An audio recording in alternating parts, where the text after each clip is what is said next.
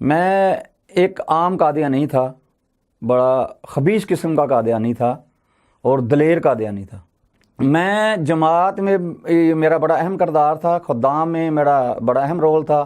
جہاں بھی جدھر جماعت سے نوجوان جاتے مجھے ادھر لازماً بھیجا جاتا ہے، چاہے وہ دارالکفر بھیجا جاتا یا فیصل آباد کی مقامی جو ان کا مرکز ہے بھوانا بازار میں ادھر بھیجا جاتا ہے، مجھے ادھر لازماً بھیجا جاتا، اور لڑائی جھگڑوں میں مجھے بھیجا جاتا تھا۔ اور پھر کہیں جاسوسی کرنی ہو کسی مسجد میں تو وہ مجھے بھیجا جاتا تھا۔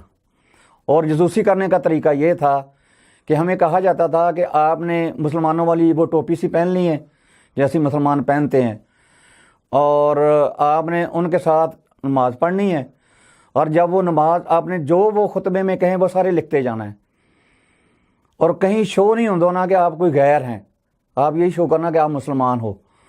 تو پھر آپ نے وہ لکھ کے، اس وقت ریکارڈنگ کا وہ دور نہیں تھا، تو آپ نے لکھ کے وہ ساری رپورٹ دارالکفر جناب نگر میں کرنی ہوتی تھی۔